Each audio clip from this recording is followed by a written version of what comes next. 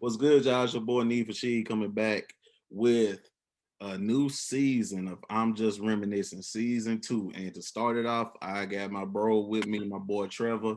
He was able to come on and talk with me today. Trevor, say what's up to the people. What's good, good people? What's good?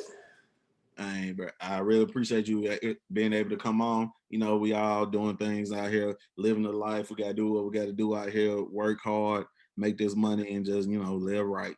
Everything, every day. That's all we get to do. Most definitely, most definitely.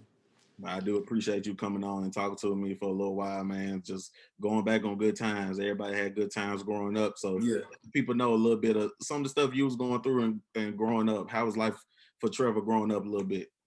Oh man. Well, first off, I want to say I really appreciate you putting me on just reminiscing. Yeah. At first I thought, when I asked to be on here, at first I was like, man, it's only a UT Martin thing, but I'm just like, you know what? I kind of got UT Martin ties, so I mean, I just kind of felt like, I might as well come in there and show my face. Right. So I just reached. So I'm really thankful, really thankful. It's all love. But most definitely. But for me growing up, I grew up. I would say pretty well, but I did go through some things. Of course, we all do. My dad wasn't there the way he wished he could have been, and I tell people to this day, I have a great father. Unfortunately, he got caught up in the streets and he had to do some time. So I spent 10 years away from my dad from 5 to 15. Okay. But he still kept in contact. But early years when it was just me, my brother, my sister, and my mom living in the same home, and I would only see my other brothers, only like holidays type things when my grandmother would get us. Yeah, But growing up for me, it was when the whole family. yeah, yeah, when the whole family gets together, you know what I'm saying. But man, growing up for me wasn't that bad, man. Mom, she worked what she could work. We didn't have everything. I didn't have the best of the best. I think, and that what fuels me to this day. You know what I'm saying? Like, there was times where I would ask my mom for something, and like her answer would always be, "We'll see." Yeah. So like even now with my wife and I, you know, I'll, she'll ask me something and like I do everything in my power not to say we'll see because like I know what we'll see meant to me was that nah, we ain't gonna be able to get it.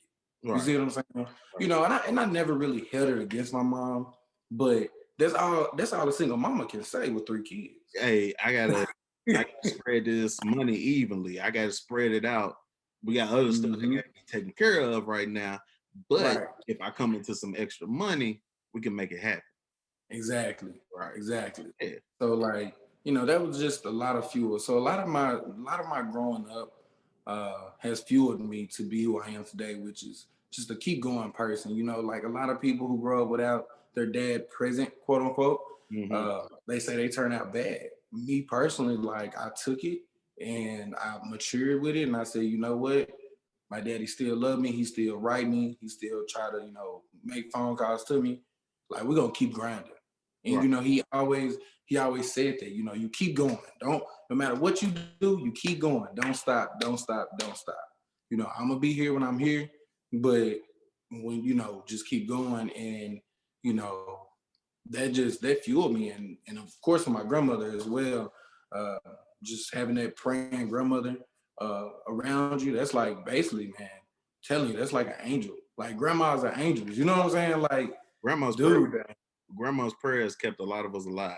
We gonna keep grandparents' prayers kept a lot of us alive because they prayed hard and they prayed every night for us. So we already know that the power that they got is real.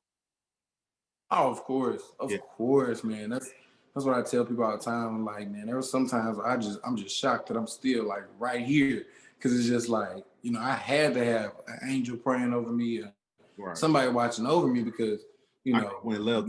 One false move. I could have went left. I could have went left. Yeah. Yeah. Yep. That's how it be. Swear, man. So yeah, growing up wasn't too bad, man. I made it through. I mean, we all get to a point where we got to either, barbecue or meal do. You got to take your pick. It's going to be 1 to 2. Yep. Either you're gonna keep it and roll with it, or you're gonna knock it out. So it's like either you get knocked down and stay down, or you get knocked down, get back up. It's one of the two that's gonna hit. So you just Man, gotta man, that's so real. That's so real. Cause I'm telling you, like, I think like growing up was the first time I really ever experienced like when I was like 10 years old, I experienced like just getting back up. Like literally, like physically and emotionally feeling like falling down and had to get back up because like we got to a point, man, mom went through a bad divorce. We didn't know where we was gonna go. We had a what 3.5 bedroom home out in the country. And then we moved in town and it was like, man, we went from that luxury, nice yard, big backyard to 2 bedroom. right. You know what I'm saying? And like I said, it was she had 3 kids. And you talking about a 2 bedroom? Right. So she has a bed in 2 bedroom, 1 bathroom. Like that was the first time I really experienced like, all right, man, this shit sucks. Yeah. Like sucks.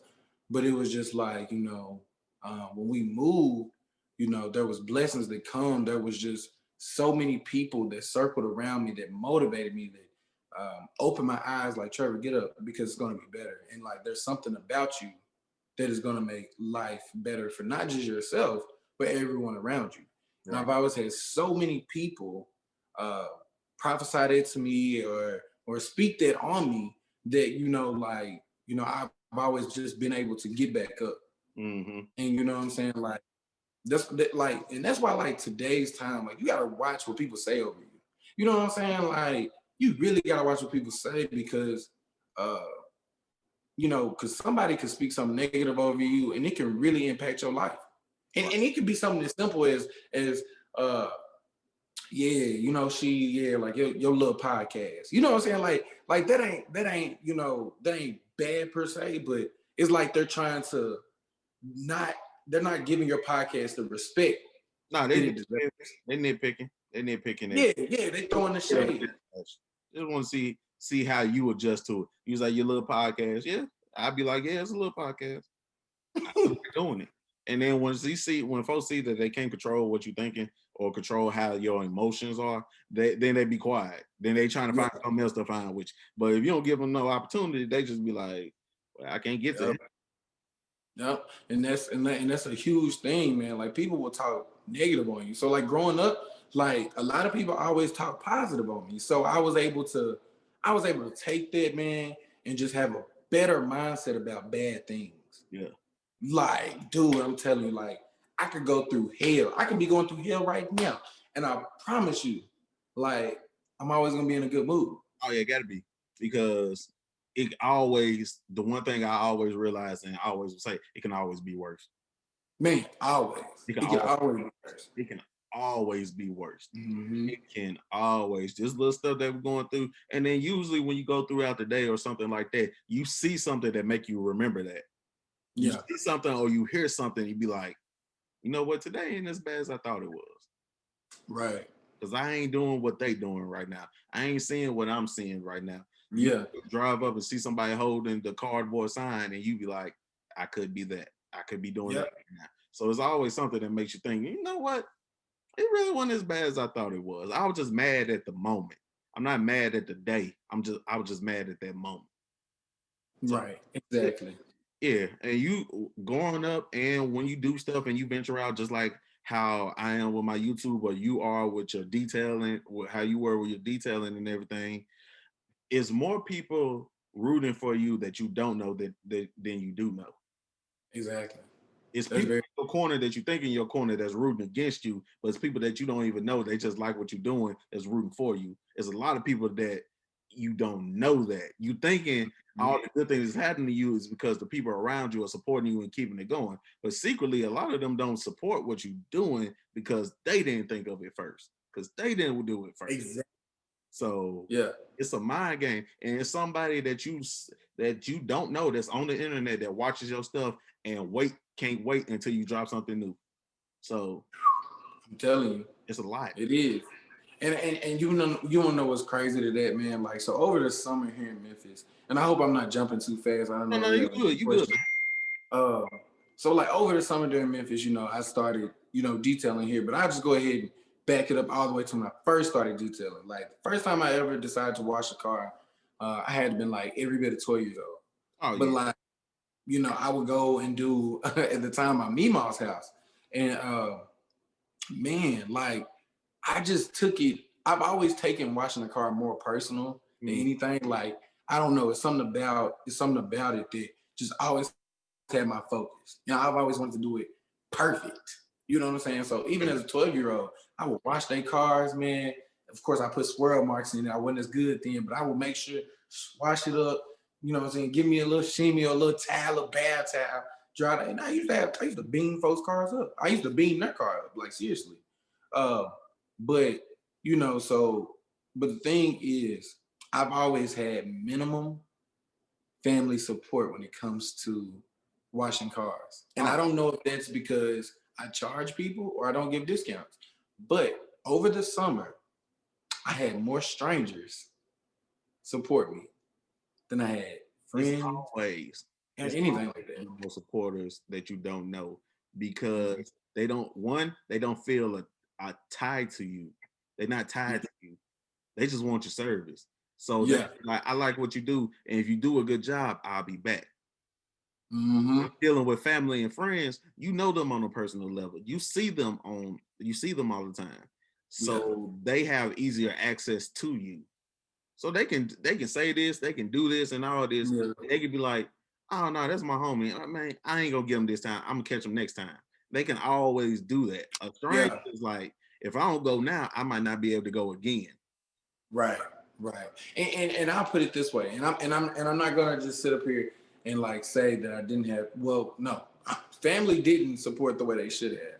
Now the alphas, oh y'all niggas. I mean, excuse me, y'all boys, y'all boys showed love, man, and it was. I mean, and a special shout out to Top Side, man. Y'all boys showed mad love, bro. Like y'all supported me. You know what I'm saying? Last year, you guys really, most of you guys were reaching out, and I appreciate it. So if anybody from Southside is watching this, just want to tell you from MTM, we appreciate you. Yeah, man. You know, do what we can when we can, man. But showing love, I mean, it is zero. It costs zero to support. Even if you can't get to the event or you can't get to what he's doing, like here, or share here, a post, and that's all I ask. anything like that, a quick shout out. Oh, 10 seconds, 10 seconds on the news feed. Hey man, go check out bro right quick. That's all. It's the small stuff. When you can't even get people to repost your stuff that you think you're cool with and you want to be around, and you can't even get people to just share it. I was like, y'all don't even have to come. We just want you to share it. Man, I promise you, bro. That is like, to me, I don't even understand how is that hard. Literally, you will share something funny. You will share something about Donald Trump. Yep. You will share something about a sport, an event, or a game, or COVID related, a Get TikTok, everybody's attention, and you get everybody's attention. and you get everybody's attention. But all I need, I don't need no money. I don't need no wash mitts or nothing. Yeah. I need you to share what I'm doing. That's it. I don't need you to do a favor. I don't need you to call your auntie, your uncle. I don't need you to put in a good word for me. If you share the post for me, that's all I care about. Because even if you don't come to the event, somebody on your timeline might have seen it and want to come out. Right. Somebody might have wanted. So just a repost, a quick repost like that can push you up farther than anything else. And you learn that. I learned that posting. I posted my food on Facebook on the views. It had over 600 views on the food. I post a screenshot that I'm dropping my video tomorrow, 40 views. It's like you understand that comes with the territory. And when you're dealing with like in the arts, when you're dealing with entertainment and art and everything like that, people don't understand how much work goes into what they're doing beforehand. It was like, and then the price that they give you is still lower than what they really should be charging. Because you can look at a painter or artist, and he would look like he charged you $300, $400. You said, man, $400, that's too much. You didn't see the paint he had to buy. The days. You didn't see the poster that he had to buy the paint on. You didn't see the pictures he had to draw. You didn't see him sitting 10, 11, 12 hours straight drawing, outlining, then going back and coloring, and then doing all that. Then got to go buy extra material. Then you want to deliver it, so now you got to ship it off, and he still only charged, or she only charged $300 or $400 when they really should be busting your head for $700.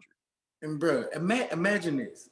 You spend 12 hours you spend 12 hours doing all this. Like you said, it could take him 12 to 14 hours doing the whole painting. So you spend all that time and they only charge you $400 at max $400. That's basically like what? That's like what? Let's say $400 a week. That's like $7, $8 an hour, $10 an hour. $8 an hour for $400, $8 an hour for a perfect piece. Yeah. For 50 hours. 50 hours, 50 hours at $8 an hour, you get $400. That's crazy. That's 50 hours worth of work. And this piece is going up in their living room, their huge living room, or their bedroom, or their man cave, or their glam room, or something like that. $400 that took equivalent of 50 hours to do it. He gave it to you for $400. And you complain. And you didn't have to make it. You complaining because, hey man, and I love everybody and everything like that. Some people, the people that get the discounts is the ones that don't ask. Mm-hmm. Yep. Pretty much.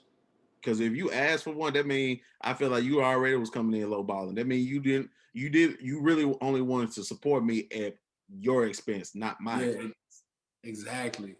Yeah. That's why I don't take no discounts. Like when it comes to detailing, like, and I told Corey that, Corey's like, some people get discounts. Like, babe, like, honestly speaking, my company or my business is not where it can take a discount. Like, if they're going to support, they're going to pay full price. I mean, they're going to go to Ulta and pay full price. I mean, you're paying for the name. Once you get to the name, now you're paying for the name. You're not paying for the service. You're paying for the name. You're paying for the name. So me selling a hoodie for $25, oh, that's expensive. Nike selling a hoodie for $25, $30, $45. Oh, that's affordable. And it only got a Nike check on it. Yeah, and that's affordable. But you got a original design from me I'm asking $25. Nike, which is $1 billion company, is charging you $45, but just because it got the Nike symbol on it, it's better than my material. That's just the life we live in. Yeah, and so like, but that's the thing. Like, we really got to get people to see the change in it. Like, we gotta start seeing that everybody can be a $1 million company if we support it to the max. Like, take you for YouTube, for instance, and this goes back to what you were saying about shares, getting shares and likes. Like, you posted your food and you got 600, but you posted about dropping the video and you got 40 views. Corey, my wife, had did YouTube for a minute, and she dealt with this. And I told her, I was like, you know what? Like, this is, like, I see what you're saying. Because at first I thought, I ain't gonna lie, I be thinking my wife be over dramatic because she is known for over dramaticness. So I was like, you're just tripping. Like, it's real. Repost another, but it was real, because she would take a picture of our kids and post her and our kids and get 200 some likes. But she would post that dropping a video and she get 2 likes with 4 or 5 comments. Mm-hmm. And we all know you're seeing it because it's popping up and down your feed. Right. And so, like, she got to a point to where she asked one of her friends, and she was just basically saying, like, do you watch my YouTube video? And like, that quote unquote friend was like, nah, I just reposted. And like, we were like, yeah, that's cool, but you're also not watching it. You see what I'm saying? Like, yeah, we'll take the repost. And I know for you YouTubers, I know for a fact that you guys like for things to be reposted because that means somebody's going to see it somewhere. Yeah. But when it comes to YouTube, man, the views and the likes and the subscribers is what's going to get you out there. And I just really hate when people be like, "Oh, I shared it on Facebook." No, just go and watch the first 2 minutes, like it, comment, and subscribe, and go about your day. Yeah, if you just click on the video, you can fast forward through the video. If you like it and you subscribe to my channel, it keeps it going. That's all. It keeps it keeps you in the algorithm to where Yeah, it's viewed by everything. My most viewed videos on my YouTube, my battle rap videos. That's my most viewed videos. yeah, And those be 20 seconds. That's one thing my brother was telling me about. He was like, because people attention span, those 20, 30-second videos, people you would get a whole bunch of more people to watch it. But that these is, hour which is true. long, hour and a half long videos you're gonna get less and less people because people don't want to sit there. Even though some of the people that I watch, like Kev on stage and stuff, is where I get a lot of this stuff. Tony Bacon and them, I watch their podcast Yeah, and they do an hour and a half, hour long, 2 hours, hour and yeah, 15, and they still getting 50, 60, 70, 80,000 views on there. And I'm like, okay, that's what I'm trying to get to. But in my mind, I also got to know to get to that point, I got to go 10 views, 15 views, 30 views, 40 views, 100 views. right. I got to go that route. I can't, it's rare when you have that instant popularity where you go 1 to 1,000. Yeah, that is rare. Unless you hit on something. Unless you hit on Hit something. on something very specific, you could go Right. 1,000. But for the most part, everything is a gradual. And then that's the one thing I look at. I look at Kev and Tony and to hearing them that I watch. They've been doing this 10 plus years. So now they're getting their followers. They at the point where they're doing all of this stuff. But this stuff been going on since early 2000s. They've been doing this stuff since the early 2000s. So They've been on it. yeah, so it's like, bro, it's gonna take a minute. It's Yeah. not gonna be overnight. And once people figure it out it's not gonna be overnight, that's what you learn. That's how, like going back to what you were saying with growing up, it was like mama made a way. Mama made a way through everything. So I Yeah. took that and it was like, I can't say I can't do it when I seen my mama do it. Right. When I see Yep. my mama do it. Yeah. And that's the big part, man. And like for you, she like, and I promise you, bro, like I've always said this because I'm just like, 'cause I used to tell Corey, I was like, once you find that one thing you hit on YouTube, you gonna hit. And like for people like you and your podcast, right? Your biggest thing, imagine if, because I think you went to what, Woodell? Yeah. So imagine if you got Dantari Poe. I think Yeah. that's who went there. Big Don. Big Don. Yeah. So imagine if you got Big Don one time on your episode. Yeah. It literally takes one person like that because Big Don is going. First off, he's going to give you at least 20,000 views because he got 20,000 people that are big fans of him that are going to. Because I was following Big Don. I'd never forget when I watched when they say he was like the strongest player that was coming out the draft. Yeah. And it was like I was watching on YouTube like, what you mean it's the strongest player out of He don't Memphis? work this. He worked this. so Mike drew a so picture of Big Don and gave it to yeah. him and posted and showed it on his thing. I got on my face. I mean, not on my Facebook, on my Instagram right now. If you scroll to the bottom of it, you got a picture. Get the picture of me and him when I was still at Wooddale High, and he came back to the school to sign his Yeah. jersey. He came back That's to what I'm sign his saying. jersey and put it up. So it's like, bro, it's you just need somebody. But Mm-hmm. if you keep doing it the right way, there's somebody gonna come find you. So So will every and time. when you learn that, it's like it's okay, bro. Everything, and then once you get to the mindset where you stop comparing people and you stop comparing yourself to other people, then it Yeah. becomes easier because Ooh. it Say always it. times where I looked at, I was like, okay, this person might not be as talented as me or this person like that, but they're more attractive. What they're doing is more attractive. Mm-hmm. So their skill set is going up, going up, going up, going up, Yeah. going up. Yeah. And you thinking it's like, I thought I was putting out good content, and there's nothing that you're doing wrong. It's just people tend to like what they like to see. So Yeah. you just gotta find your corner and go with it. Yeah, that's very true. That's very true.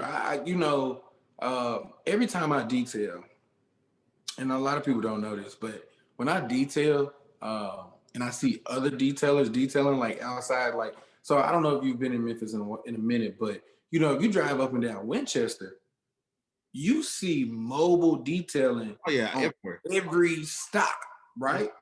And so for me, I'm a detailer that comes to people's house personally, but I'm still trapping at my trunk of my Fusion. You Mm, know what I'm saying? I'm still in that phase of it. And it's just like, man, after I go do a detail and I would ride down Winchester, go grab something to eat or something like that, or whatever the case may be, and I would see that, dude, do you not know how low that stuff used to make me? yeah. I used to be like, bro, I know they ain't better than me. Like, I know for a fact. Like, all I need, I just need one big check.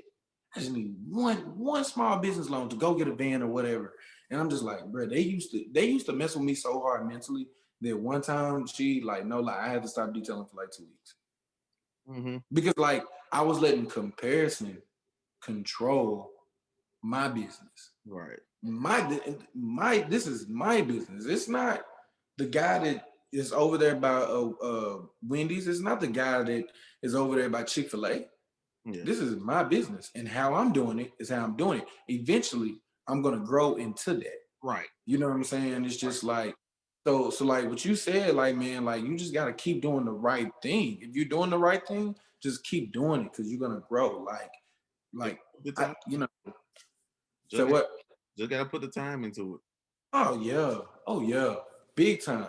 Mm-hmm. Big time. That's all it is dedicating yourself. Like for me, I'm dedicated. Like and I'm more humble now Mm-hmm. because last year I seen the process, but like this year, like I really see it. Right. You see what I'm saying? Like it's damn like for me, like it's off season for me. Like I'm not gonna stick my hand in no bucket in January or February. Like you got me bumped.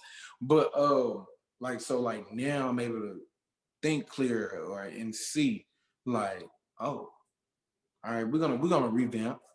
We're gonna get some better tools. We're Mm. gonna look at the positives from 2020, Always. but we're gonna also focus even harder on the negatives. Mm-hmm. And we're gonna improve those negatives. Turn into positives. And one Oh, thing I would tell anybody also listen to the criticism out there. Everything somebody say to you ain't somebody hating. Some oh yeah. some people really have really good ideas, really good criticism for you. And it's okay to have somebody not like what you're doing or criticize what you're doing if it has something positive that coming out from it.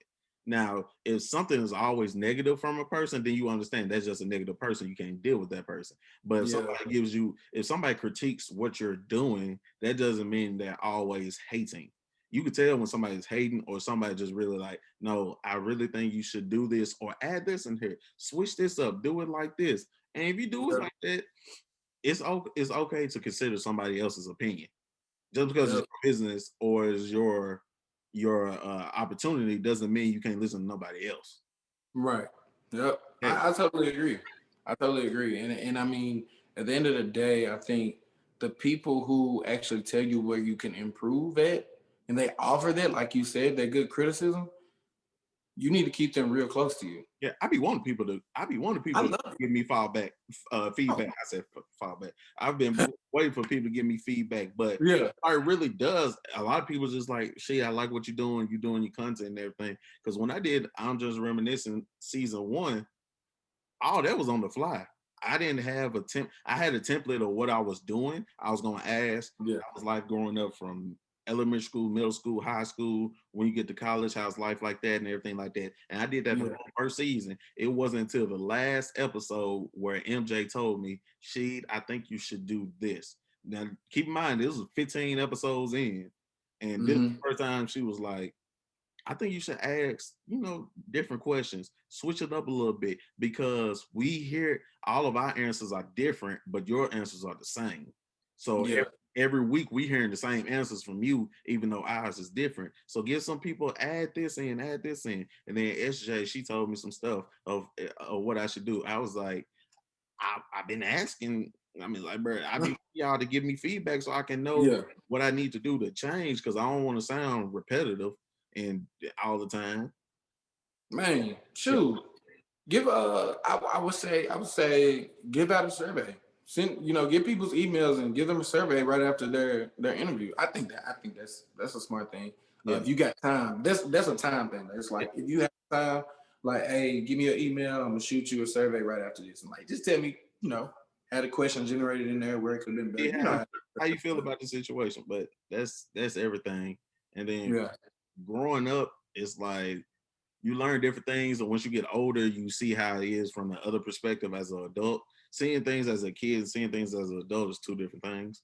Um, yeah, Seeing it from the age of five to 16 is 5 to 17 is totally different. Seeing it from 18 and older. ooh, man, tell me about it. And a lot of things that our parents taught us when we were kids, we take that with us while we grow up. It's just up to us to either we keep it the same way they taught us, or we learn to look at it from the other point of view.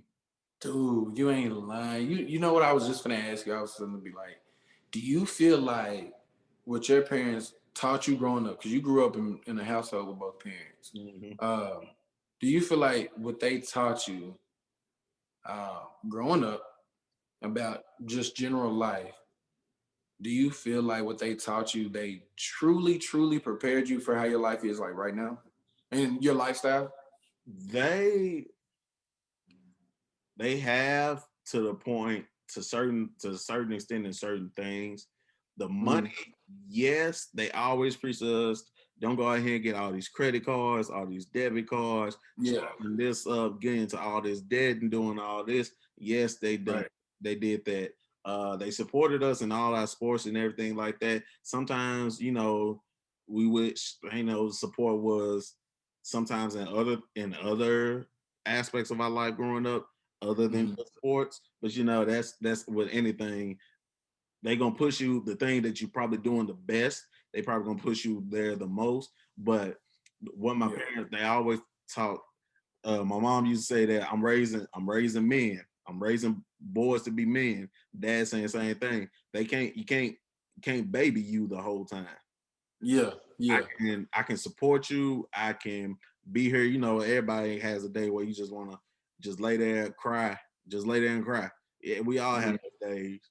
But then after that happens, you gonna get up. You gonna go do something. You gonna do something about it, or you gonna sit here and sulk the whole time. You can't do that. right. Yeah. So they taught me and my brothers. They taught us a lot. They taught us a lot how to grow up. And having Mhm. my dad there, like I said, he taught us how to be men and do the things that we need to do to be men Yeah. now. And my mom, she's strong-minded, strong-willed. So it wasn't like, okay, if dad does this or tough on you, it's gonna be easier with mom. Now mom was on you just the way dad was too. It wasn't Yeah. something like that. But you always knew it was always love at the end of the day. So it was Mhm. nothing that you could take personal. Of course, we don't agree with everything our parents did growing up. Don't nobody agree with everything that our parents did growing up. Of course. Of Of course. course. But I know for a fact we didn't make it easy on them all the time either. So Especially being boys. yeah, especially being boys. Exactly, especially being boys. So Man. it's a lot of give and take. It's a lot of Yeah. give and take. But you can't if your parents doing the most. They're doing too much. Yeah. You know. Yeah. So Yeah. I'm not one of the ones that's I know we always say family is family, but I'm never the one that's against if they toxic, they toxic. I'm Right. telling you what it is. I know So it, that's family, but if they toxic, they toxic. You can only take so much. yeah. Yeah. I mean, of course, you still be cordial and speak, but I mean, you have toxic family members just like you have toxic relationships, friendships, everything. Yeah. Um, Yeah, but cause the reason why I asked you that question, she was because for me personally, I feel like the lifestyle I live now, hmm and I tell Corey this all the time, like in our marriage, like I didn't know how to be married.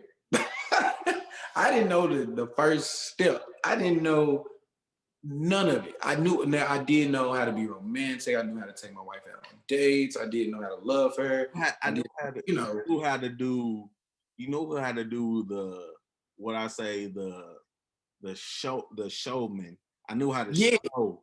yeah, I knew how to show it. I ain't know how to do it. I know how to show it though. Yeah. Yeah. And so, like, that's why I say, like, do we really feel like our parents really put us in a situation to live the lifestyles we live in? Because I know not just for me, but I have a lot of young friends now who are getting married. Right. But I feel like me personally, I was never shown how to be proper, how to be married. Yeah. Like my mom, went through a bad divorce, very toxic relationship actually.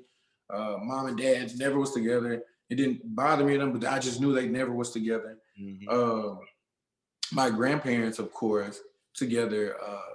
On my mom's side, they were married for 30, 40 years up until death. And then right now, my grandparents will be celebrating on April 1st. It's so funny that them jokers got married on April 1st, April Fool's Day. I think they'll be celebrating 48 years of marriage. Hey, people don't stay with the. You know what I'm saying? Like, so, yeah. So they're coming up on their 50th anniversary, and it's just, but they're my grandparents, they lived in a different time. So being married was different. But I wasn't around them every single day to see how it was like growing up. So for me, like, I don't think that I learned how to be married. How you're supposed to be married. Right. Like, so I think like that's one part of my life growing up that my family didn't teach me or show me how to do.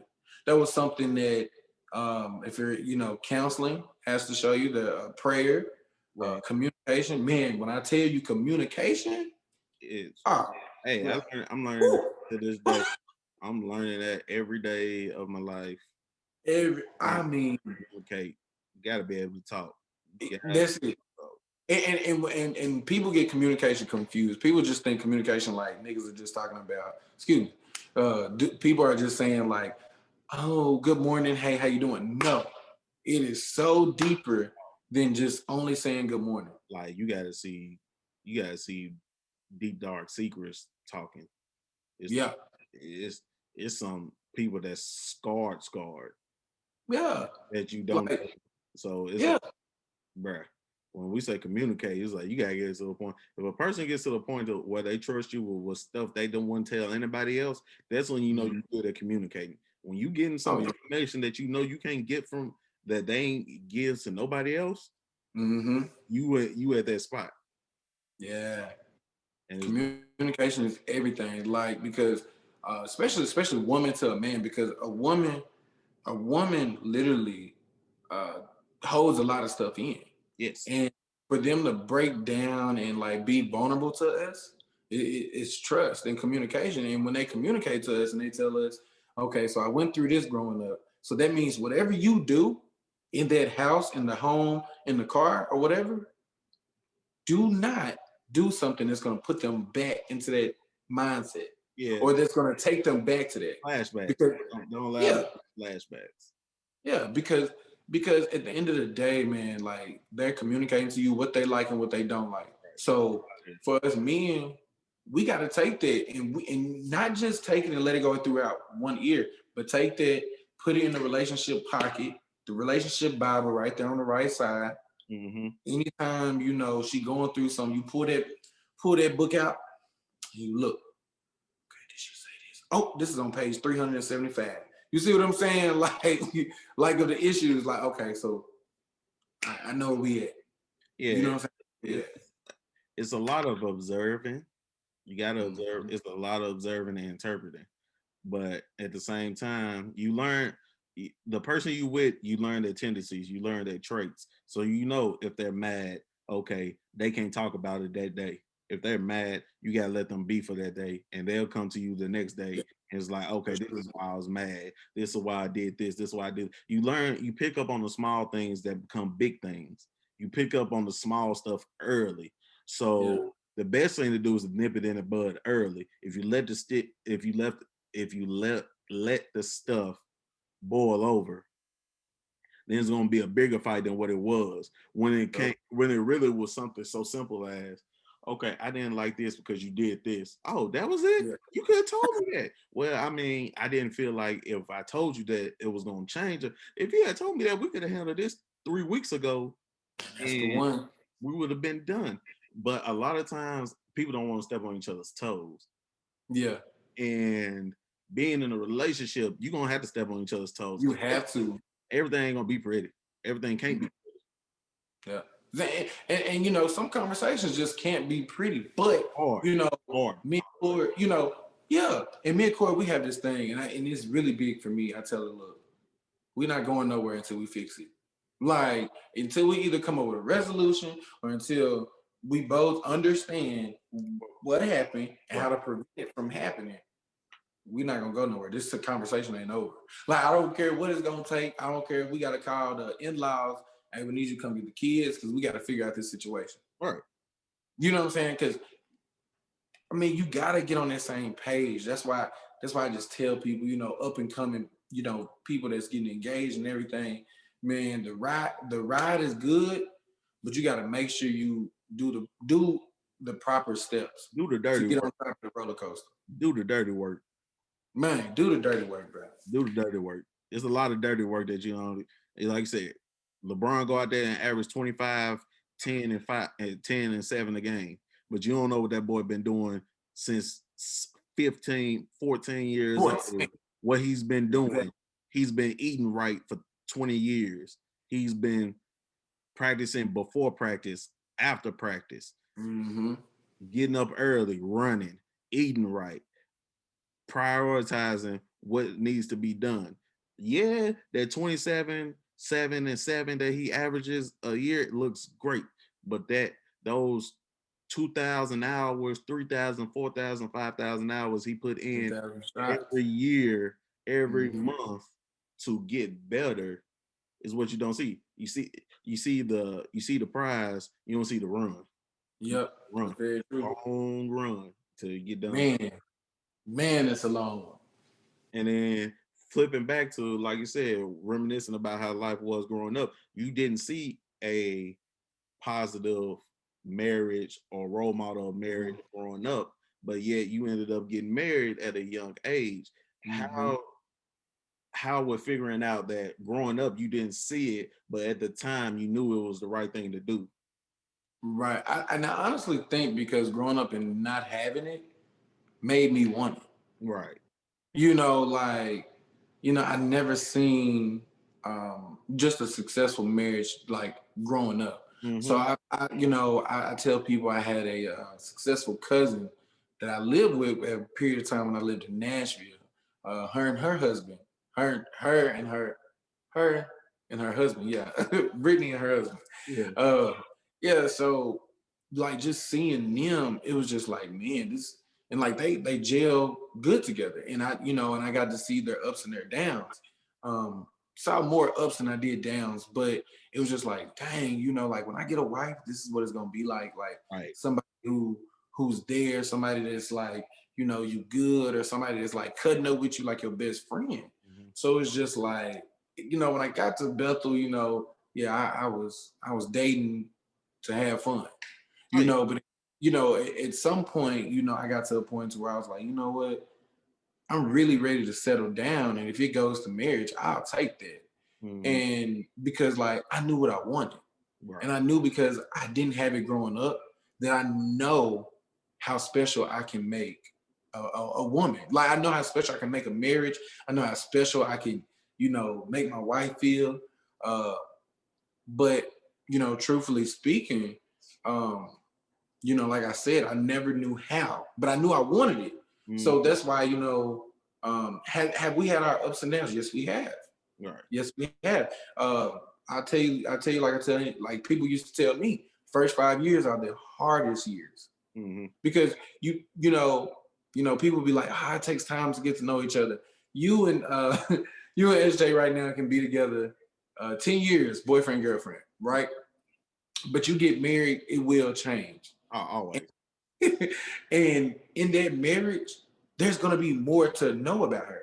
So like for me and Corey, there was just more for me to know. You know what I'm saying? And we're still trying to figure and believe it, we're still trying to figure each other out. But that's okay to still figure each other out while being married. Yeah. You know what I'm saying? Like because you're only gonna become better. See, what happens is a lot of people who in my shoes, because I know a lot of other young people that got married the same year I did, and some of them are divorced now. Mm-hmm. Only because basically, bro, like they they thought they knew each other, and the fact that they didn't know each other all the way bothered them so much that they didn't want to fix it. They had too much pride in just taking the fact that there's more to learn about a person when you get married. There's just more. More comes out. It just does. And they just divorced. And for me and Corey, it's just like, all right, yeah, we'll work on it. Like we love each other enough to know that if we work on things, we could really be like at the top. Like we could be the greatest of greats with each other. To work with that person, if you got a dispute, but you don't want to dispute with anybody else but them, that means you got somebody you want to deal with. Yeah. Because if it's to a point to where a dispute happens and you was like, man, I don't need this, I can go. If you at that point, that means you don't care if it stays or it goes. Right. So if you do that and you leave and you be like, in your head, you was like, all right, we gonna have to fix this because I ain't really trying to move nowhere. I ain't really trying to move on from nothing like this. I'm just right. We just mad right now. Yeah. And you know what? And you know, Cameron, of course, Cameron, a mutual friend of ours. Yeah. You know, I'd never forget because Cameron was the only witness I had at my wedding. Mm-hmm. And the day before, he was like, "So why are you doing this?" I basically told him, I said, "Cameron, me and Corey got into an argument, and I used to be when I get in an argument with females, I would like go to my grandma's house and be like, I don't need you, girl. Like, what are you talking about? I'm the prize." Right. But I told Cameron, I said, man, honestly, we got to arguing, and I wanted to fix it. That's how I knew that I wanted to marry this woman, because I wanted to sit there and fix whatever issue, like whatever she didn't like about me or whatever I didn't like that she was doing. I wanted to fix it so that I could be everything for her. And that's what really like just makes the difference. You know what I'm saying? Right. In being married and so young is because, you know, like being young, like there's gonna be stuff that comes across your face. There's gonna be stuff that you met with on a daily that a married person just don't really need to deal with. Right. It's a lot. You know, and one of the hardest parts about being married and young is not all your friends are married. So it's just like it's like when it comes down to going out having drinks with people or going out with your friends, you typically can go out, but it's a lot harder for you leaving for early. your spouse. You leaving early. There's okay, we're going out at 8. Okay, we're going out at 8. But by 10:30, back in the crib. As much as I want to stay out till midnight with y'all, by 10:30, I need to go home just to make sure the kids, if I got kids, the kids good, make sure wife good, because now it's to the point it's not just about my life. Right. Right. It's not. And most women, if they have a significant other or somebody that they're dealing with, they can't sleep until you home. Oh yeah. They can't sleep until you're home. Oh yeah, it most definitely, but especially when I think that's all women. I think all women they can't just sleep unless they know you're in the house or you're at the place where you're supposed to be. If you're at the place you're supposed to be or you're at home, they're okay. If you're in traffic, leaving somewhere, going somewhere, something like that, they are not going to be able to rest until they know you're at a secure spot. That's just how it is. Moms are like that too. It's like, it's just their intuition, and it was like, until that person is inside, I can't function right. And you know what? That's, you know, I tell people, men are different. Women worry a lot. It's like they're born to worry. But men, you know, there was a video years ago that surfaced about men. We put things in boxes. Yep. Like, you know, like we box things up. Like, you know, like we think about it. You know, most of us would be like, oh, they going shopping. It's just me at the crib. Oh, let me get this 2K out. Oh yeah, I'm gonna use my time away wisely because I know Man. I spend so much time together. When I got my free time, I'm going to do whatever the hell I want to. Hell, I want to do. In my I'm not dealing with nothing like that. I get an hour away from you. Okay, I'm finna spend this hour doing what I want to do. Yeah. But women, on the other hand, it's a lot of give and take that people don't see. Yep. You just because women, on the other hand, they're not like that, bro. Like they're gonna wear it. Like you would think, like, and I still do say this. I'd be like, Corey, you know what? You don't even be thinking about me when you out there with your friends doing bald headed whole shit, you know. And you know, she'd be like, believe it or not, I be wearing this shit. I'm like, why? And then she asked me, she said, are you weird? I'm like, yeah. Meanwhile, keep playing the game. Right. Keep watching the game or whatever I'm doing. It's just like, because as men, we program to not really care. We program to not really show emotion, show care, and anything like that. If something happens, it happens. But I'm not gonna sit here and stress about what could happen. The only time I'm going to stress if it does happen. What could happen. We think of it's not happened. It didn't happen. Right. If it does happen, I will worry about it then. Women already prepare themselves for the worst. Begin with. We prepare for the worst when it happens.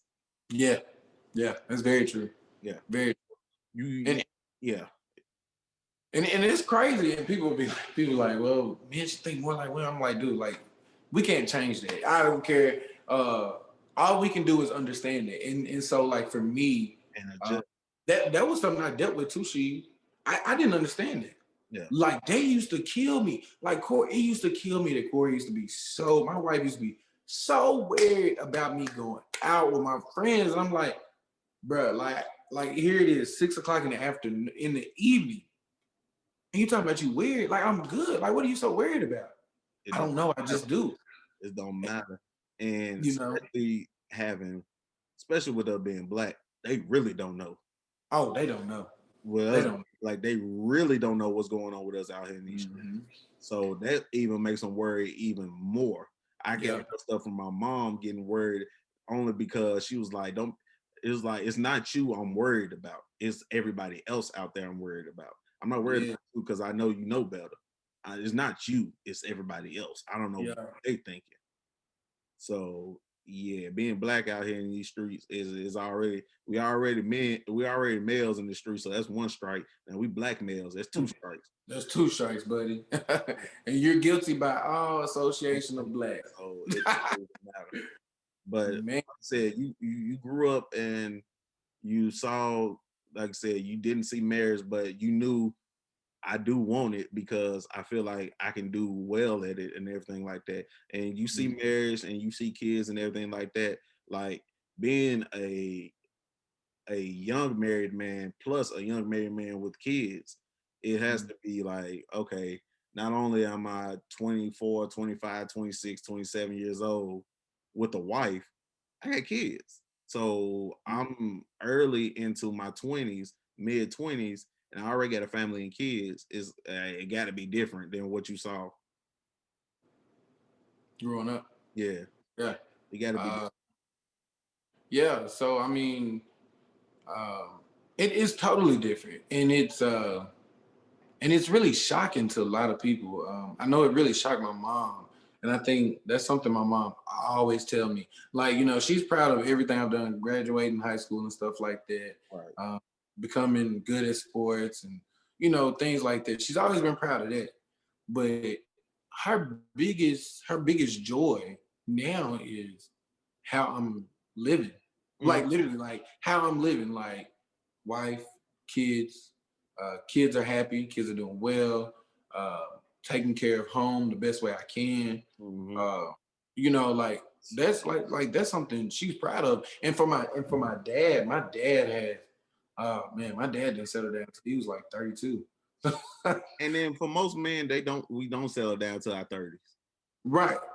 So for my dad, he was really shocked, but he's always said it like, he always knew his boys were different and that we would all settle down early. That we weren't like him.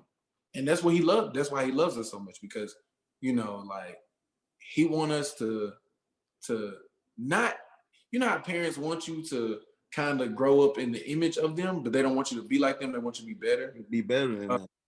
And like, so he's proud of the fact that we're doing some things better than what he did. Mm-hmm. Because like he'll tell you all the time, if he can go back and do it over, he'd do a lot more different. Yeah, always. But like I said, a lot of times you live and you learn, and a lot of things out here, a lot of things is not handed to us. We have to learn on the fly. And once we have to learn it on the fly, we're gonna make mistakes. And sometimes being black and making mistakes, that's the death penalty for you. Yeah, big facts. Yeah. Not a lot of second chances unless somebody is lenient that day. But for the most part, if we make a mistake, especially a big mistake, that's a death sentence for us. We don't get a second chance out. So no, heck no. Yeah. So and I think what your mom was saying too, I think what makes her so joyful is she's saying that you're trying to be a man. You're a man and you're trying. Mm-hmm. That's all they care about. You trying. That means I can work with somebody. I can work with somebody that's trying, that can try. Yeah. If you're not trying, then what's the point of me fighting for it? But if you're trying, then I can at least meet you halfway because you're trying to do. Hella true. You got like I said, you have what, 3 kids? 3 kids. You got 3 kids, 2 boys and a girl, don't it? Yep. You got 2 boys and a girl, so you got to raise 2 men, and you got to raise 2 black men. That's exactly different. A lot of people don't understand what raising 2 black men is going to be because it's going to be different. Mm-hmm. And you ain't lying, man. And it's and I was thinking about that, like, back when BLM marches were going on, and I'm just like, man, my kids right now, they're gonna be too young to even remember this exact moment. Yeah. But when they're gonna ask, because this stuff is gonna be in history books. It's simple as period. It's gonna go down in that history book easily. Oh yeah. Easily. They want to put in. That's the thing. We're gonna have to tell them the real story because they're gonna put what they want to in the books. Yeah, of course. So when it comes down to it, when my boys are old enough to ask, and I have to have that conversation with them about the reasons why you can't wear a hoodie and walk down the street at night. Hoodie on. The reasons why. It's 20 degrees. Yeah, it's 20 degrees. Yeah, I get that you're cold, my son. I get it. But the society we live in, and trust me, I'm gonna try and put us in good neighborhoods where it don't happen. But the world we live in, like, they will take you away from me. Right. You see what I'm saying? Like, so it's just when it's time to raise them and time to educate my sons, my black sons, my black kings, on how to walk the world as a king. I have to show them the right way, because I really didn't have the proper guidance. It was a lot of trial and error. I thank God I've only had one incident with law enforcement. It did get me pulled out the car. I was with my line brother Stu. We was on our way to UT Martin. It's just so crazy. Dresden PD, actually. And we was on our way to UT Martin. We got pulled over, and at the time, Tyler drove like an old bust down Chrysler, like, the typical college kid car. We just got a car. We don't care what it is. We just we'll care what it look like. Yeah. You know what I'm saying? Awesome. And so we was on our way, and we got pulled over by Dresden PD, and lo and behold, the second cop car pull up. And like, you already know, being a black person, you already know the second car pull up, all right, either they can do a search or somebody going to jail. And I was in the passenger, he was in the driver, and they pulled us both out the car and they searched us. And we was like, what is this for? They didn't tell us or nothing. Of course not. But they pulled us out the car and they told us if we didn't get out the car, we was going to jail. And we didn't know. Like, I didn't know where the jail was in Weakley County or nothing. It's dark. We on a dark ass highway. Right. I'm just, damn, Lord have mercy. So I'm just like, so I told Tyler, I was like, we're gonna do what he say do. And I never forget, man, that man searched me, he grabbed my stuff and everything. I felt so violated. Right. But that next day, I mean, we filed a report to Philip, Tyler's older brother, Philip. helped us file a report to Mm. their police and to their mayor, and that officer he gone. Because I mean, you pulled us over for no reason. We weren't speeding, we weren't doing anything. Yeah, they pulled us over before too, going to MTSU. They pulled Yeah, they pulled me, Jason, and Don, his brother. They pulled all of us over. Made us get out the car and everything. They searched the car. Second car pulled the car, and then the police officer that pulled us out, he trying to have a conversation with us and talking to us about the Alabama Tennessee game and stuff like that. And we was just like, bro, we ain't in our head. We like, bro, we ain't trying to hear none of this shit. But you gotta go along with it just so you get out of the situation. And I'm talking about we was leaving at like 1 o'clock in the morning, driving to MTSU for their homecoming. So it wasn't nobody on the road. It wasn't nobody on the yeah. road. And they pulled us over because the speed limit changed. Oh, Get out. It dropped from like 55 to like 35. yeah, Yes, 35, and they called us right in there. So we was just like, man, bro, they did that shit and checked the car. We was like, bro, just let them check the car because we ain't got nothing in here, and if we don't let them check the car, it's gonna get worse before it get better. So let's go ahead and just let them check the car, do everything. The only thing we had in the car, Jason had a box cutter because that was for his job. That's the only thing we had was a box cutter on us. So we was just like, all right, bro, whatever. So we took that and rolled with it, but we was like, bro, nobody want to. If we wanted to do some bad shit, we would have been done it by now. Right. That's what I'm saying. And it's just like when you have kids, like like I just that's the part of having kids that worries me is like when I send them on their way by themselves. Like, don't get me wrong. I would love for my kids to go to UT Martin and get the alumni scholarship. I would love it. You know what I'm saying? That helps, with a bill. Right. But, like it's always that, man, if I send them down there, they not gonna be used to that. They not gonna know how it feels when that police officer pull them over. And I just don't want to put them in that situation. So it's just like as a parent raising kids, like I'm telling you, look at things so much different now. Yeah. You worry a lot. Like you worry so much about your kids. It's just like, all right, now I see why my mom and daddy was tripping on me. Cause now I'm just like, You see, we were just like, I understand exactly why mom and dad was tripping and doing everything they did. Because I got friends that didn't have their parents that didn't check on them. And I see how they live. Mm-hmm. Right. And I seen both sides, so I know for a fact. Yeah, it's different out here. Everybody don't get the same love that you got. Everybody don't get the same talks that you got. A lot of these people, they finding out on their own. College was their only way. To some of us, college was a choice. To some people, college wasn't a choice. That was the only thing they had. The only way. Yeah, that's how they had to get out. Yeah. You live and you learn. And like 3 kids, but hey, you love your kids, take care of your kids, and you have fun with your kids. Ain't too much more in this world that can make you much more happier than having a wife and kids. Ain't too much more things that can make you happier. I'm telling you, even my birthday changed. Like when my birthday was the other day, like when I tell you the happiest I was to have my daughter sing me happy birthday. Oh yeah. That right there, that was the best gift.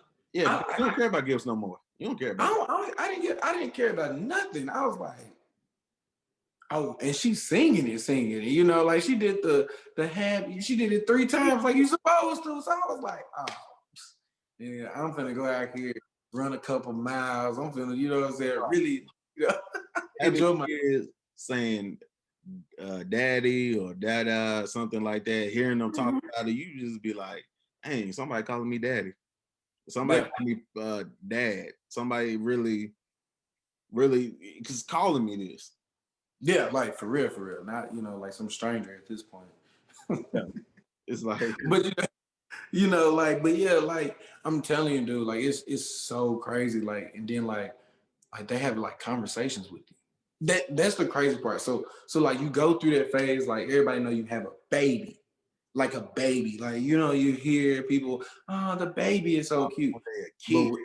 But when that baby go to a kid, oh my gosh, it's like for the parent, it's like boom. Like talking. They don't stop talking. Oh no. They have their own little personality. Even when they just want you to come play, like, hey, come here. Come on, let's go play. And like they grab you, they drag you, they know how to shrug their shoulders now. Like and to this day, I don't know who teaches a kid how to shrug their shoulders. But I didn't teach mine, but she knows how to do it. Oh yeah. So I'm just like, she hit me with the mama. I don't know. School or mama did it. One of the two. Either school did it or mama did it.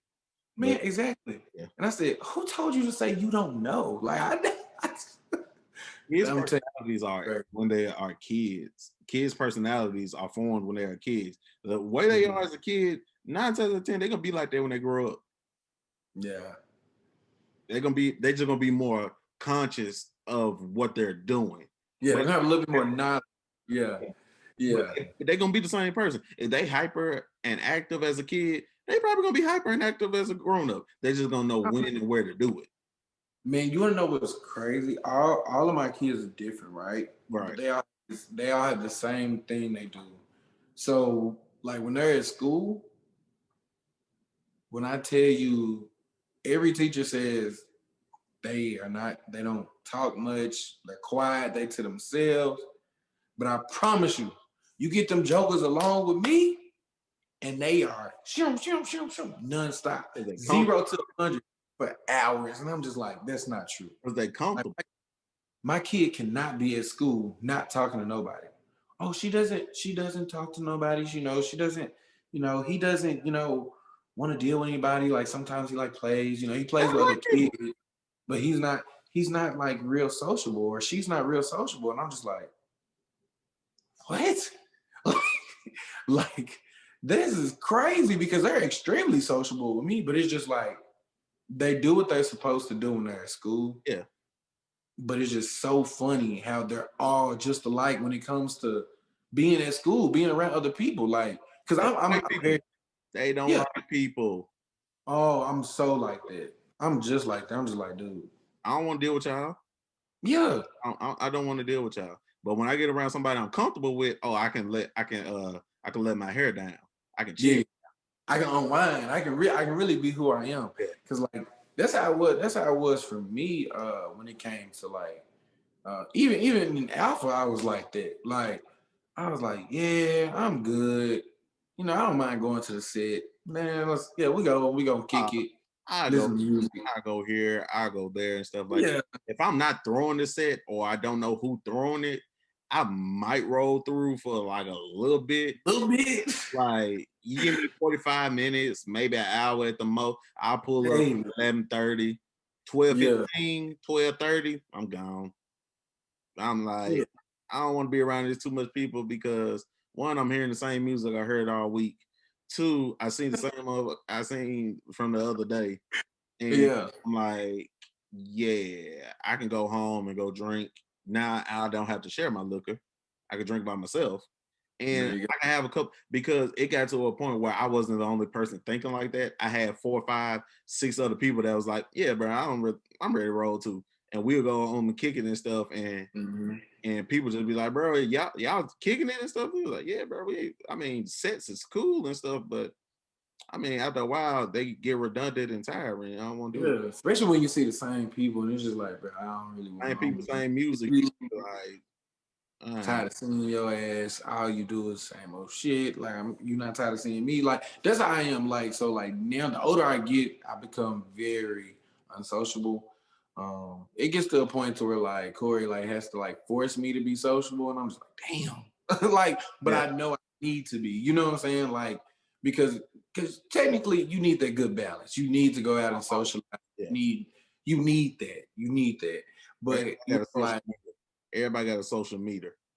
And my social media, it runs thin very quickly. Yeah, that's what I'm saying. Everybody's thing is different.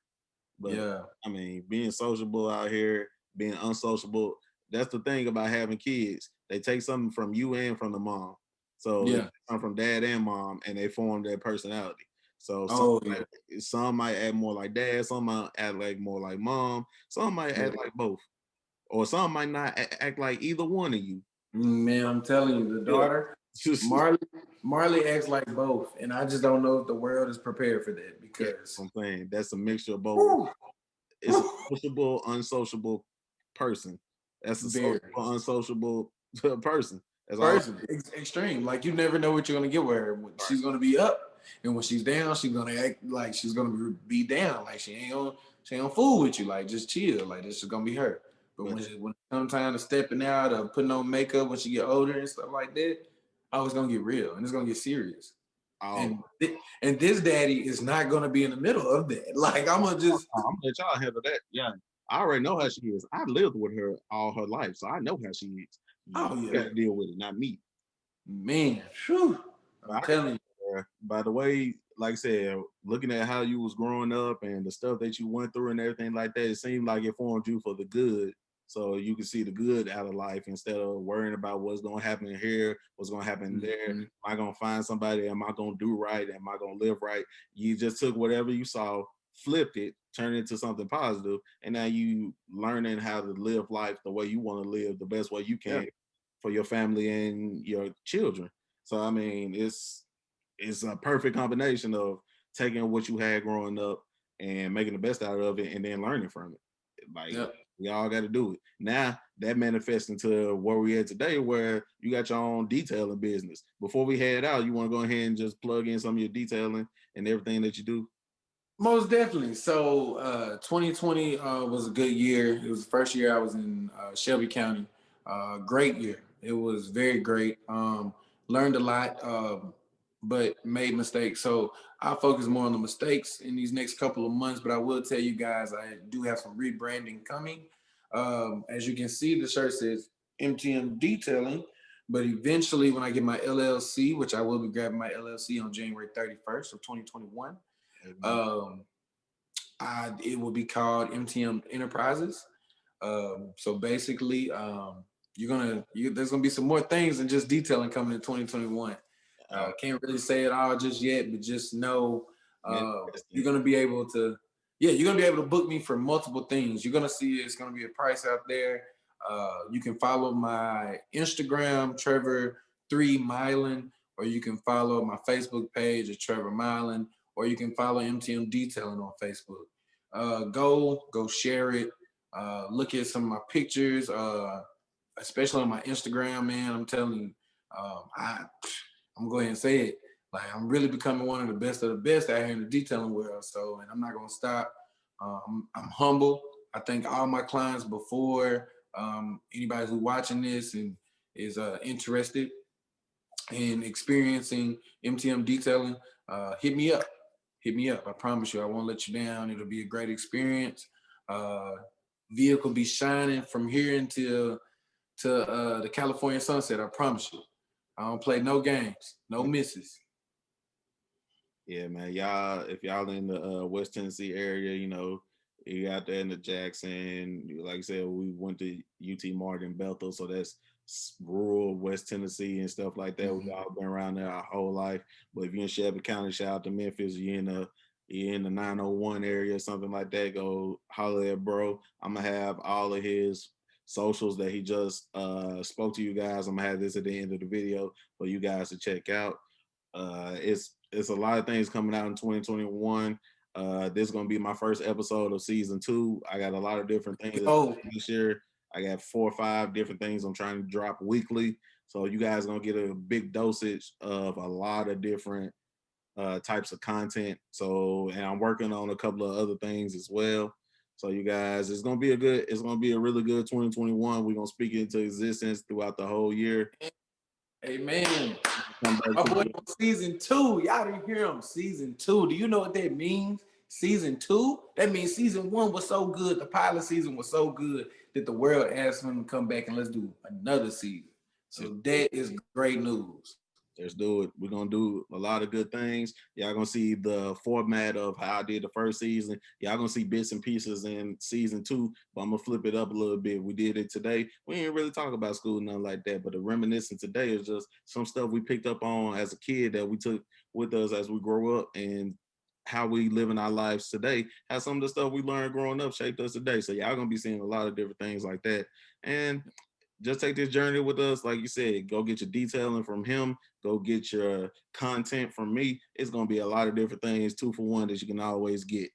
But once again, I want to thank bro. I know he got things to go do. I want to thank bro for coming on with me tonight to reminisce about some things that we learned growing up that led us to the men that we are today.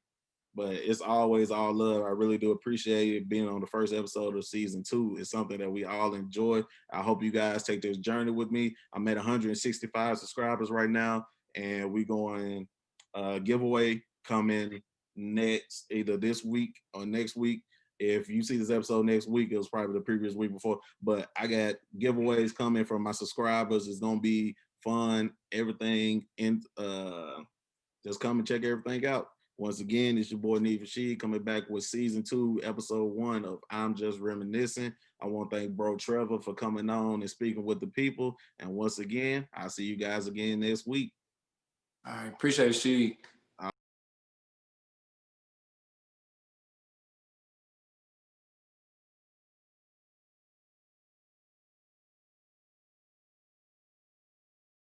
You feel me?